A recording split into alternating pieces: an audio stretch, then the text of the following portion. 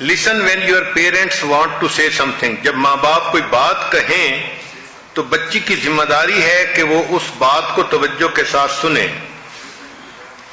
پھر بچیوں کے ذمہ جو کام لگے وہ محنت سے اس کو کریں. مثلا ماں باپ نے اسکول بھیجا تو وہ اچھے گریڈ لینے کی کوشش کریں.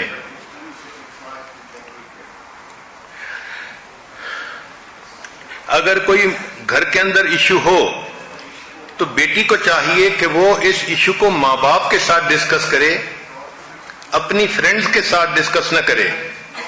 جوان بچیاں یہ غلطی کرتی ہیں کہ اپنے گھر کے معاملات کو اپنی سہیلیوں کے ساتھ ڈسکس کرتی ہیں، یہاں سے بگاڑ اور زیادہ ہو جاتا ہے.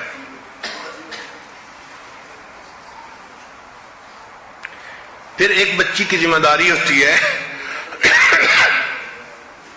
Always tell the truth. ماں باپ کے ساتھ آنیسٹ ہونا چاہیے اور ہمیشہ ماں باپ کے سامنے سچ بولنا چاہیے. جو بچی ماں باپ کے سامنے جھوٹ بولنا شروع کرتی ہے یہ اس کے بگاڑ کا پہلا قدم ہوتا ہے. لہذا جو بھی ہو اپنے ماں باپ کے سامنے ہمیشہ سچ بات کر دینی چاہیے. Always trust and respect your parents. Parents پہ ٹرسٹ بھی کرنا چاہیے اور ہمیشہ ان کی عزت بھی کرنی چاہیے.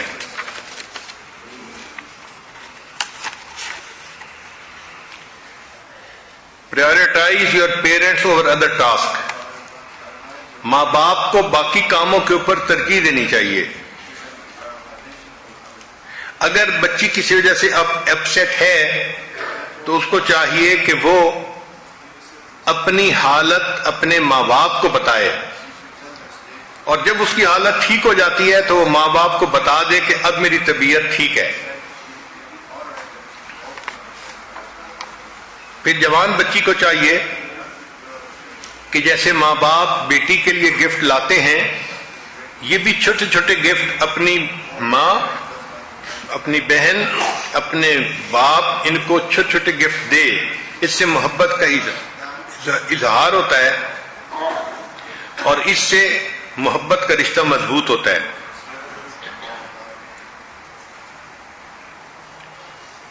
جوان بیٹی کو چاہیے کہ اپنے گرینڈ پیرنٹس کو فون کرتی رہے، اس سے اس کے اپنے ماں باپ زیادہ خوش ہوتے ہیں.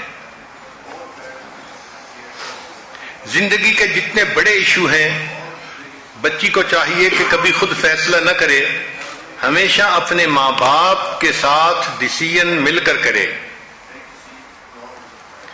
پھر جوان بیٹی کو چاہیے کہ اپنے بچپن کے جوک، بچپن کی باتیں، بچپن کی میموریز وہ وقتاً فوقتاً بیان کرتی رہے. ماں باپ ایسی میموریز کی باتیں سن کر خوش ہوتے ہیں. پھر جوان بیٹی کو چاہیے کہ she should learn house keeping from mother. وہ اپنی ماں سے ہاؤس کیپنگ کو سیکھنے کی کوشش کرے. انسان کو کام خود بخود نہیں آتا، کوئی سکھاتا ہے پھر کام کرنا آتا ہے.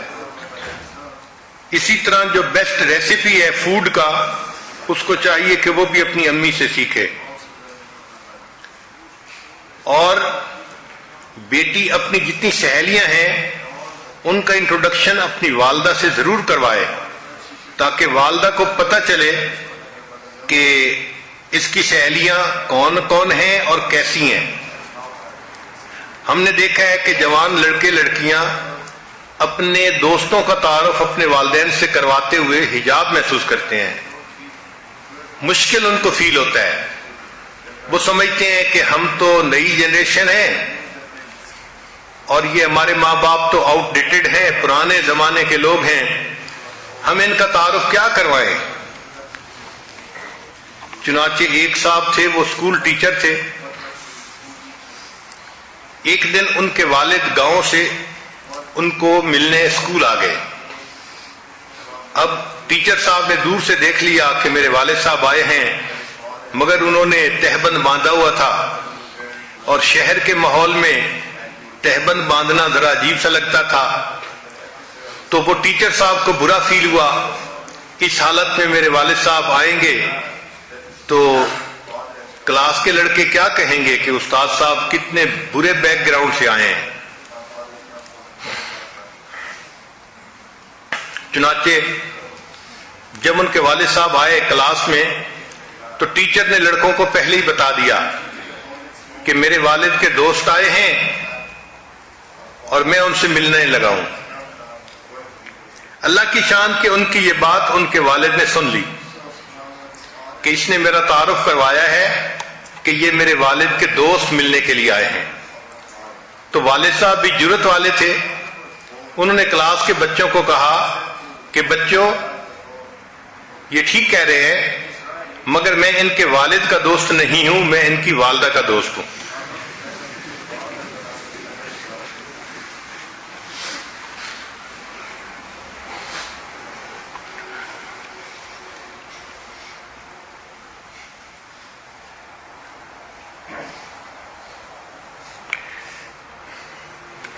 کبھی کبھی بڑی عمر کی بچی اور ماں اس کے درمیان کا ریلیشن شپ بہت خراب ہو جاتا ہے۔ تو 13 points on improving mother daughter relationship, یہ بھی اہم نکات ہیں۔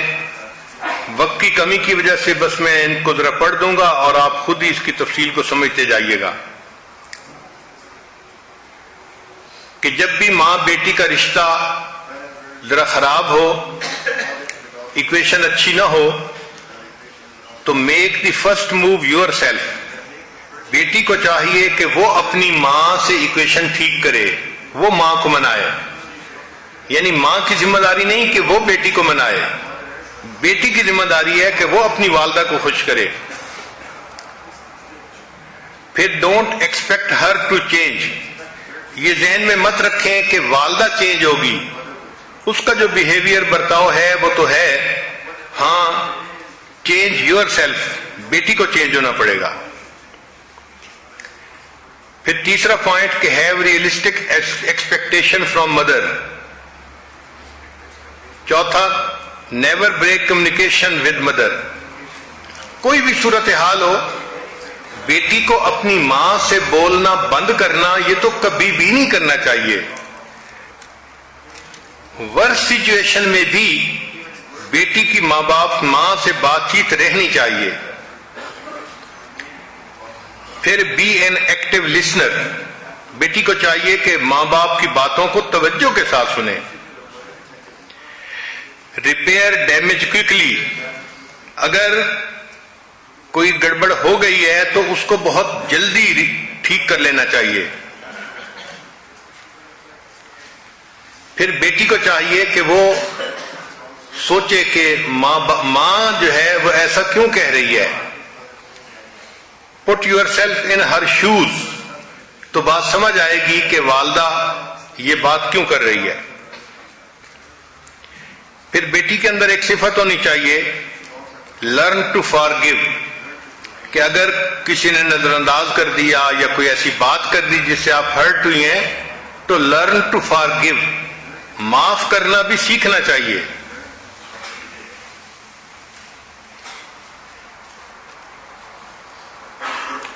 اور ایک خاص بات کہ ماں بیٹی کا ریلیشن شپ جب خراب ہوتا ہے نا، تو ہم نے دیکھا ہے کہ بات چیت کے دوران یہ بچیاں ہمیشہ پرانی باتیں نکال کے لاتی ہیں۔ اس کو کہتے ہیں گڑے مردے اکھاڑنا، یعنی جو مردے زمین میں دفن ہو چکے ان کو اکھاڑنا۔ میاں بیوی کے معاملے میں بھی ایسا ہوتا ہے، جب میاں بیوی میں کوئی آرگومنٹ ہو تو جس دن شادی ہوتی ہے اس دن سے عورت بات کو شروع کرتی ہے، جب رخصتی ہوئی تھی اس وقت تمہاری ماں نے یہ کیا تھا، تمہاری بہن نے یہ کیا تھا، اور اس وقت ایسے ہوا تھا۔ بھئی جو ہوا تھا ہو گیا، مٹی ڈالو، اب تو اس وقت کی بات کرو نا۔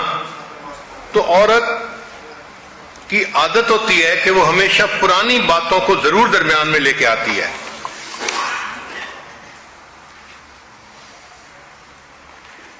پھر ایک خاص نقطہ کہ don't bring in third party to resolve your problems. بیٹی کو چاہیے کہ کسی تیسری پارٹی کو درمیان میں مت لائے، اپنا رشتہ اپنے ماں باپ کے ساتھ، بہن بھائیوں کے ساتھ خود ٹھیک رکھے، اس میں کسی تیسری پارٹی کو لانے کی ضرورت نہیں ہے۔ ہمارا یہ تجربہ ہے کہ بیٹیاں ماں باپ کی سب سے زیادہ ہمدرد ہوتی ہیں اور ساری زندگی کے لیے بیسٹ فرینڈ ہوتی ہیں. بیٹے اپنے ماں باپ سے شاید اتنی محبت نہیں کرتے ہوں گے جتنی محبت بیٹیاں کرتی ہیں. ایک مرتبہ سیدہ فاطمہ الزہرا رضی اللہ تعالیٰ عنہا نے گھر میں روٹیاں بنائیں.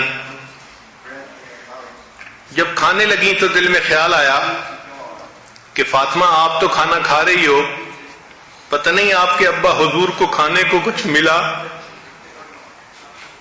یا نہیں ملا. چنانچہ انہوں نے آدھی روٹی کھائی اور باقی آدھی روٹی اپنی چادر کے کونے میں باندھ لی اور نبی علیہ الصلوۃ والسلام کی خدمت میں حاضر ہوئیں. نبی علیہ الصلوۃ والسلام نے اٹھ کر ان کا استقبال فرمایا. پوچھا فاطمہ کیسے آئیں؟ اے اللہ کے حبیب صلی اللہ علیہ وسلم، میں نے گھر میں کھانا بنایا تھا، 4 روٹیاں بنائیں، ایک حضرت علی عنہ نے کھائی، ایک حسن نے اور ایک حسین نے اور ایک میرے حصے میں آئی. جب میں کھانا کھانے لگی تو مجھے خیال آیا کہ پتہ نہیں آپ نے کچھ کھانا کھایا ہے یا نہیں کھایا، تو آدھی روٹی میں نے کھائی اور بقیہ آدھی روٹی میں نے بچائی اور میں آپ کی خدمت میں لے کے حاضر ہوئی ہوں، آپ میری طرف سے قبول کر لیجئے. چنانچہ انہوں نے آدھی روٹی نبی علیہ السلام کو پیش کی.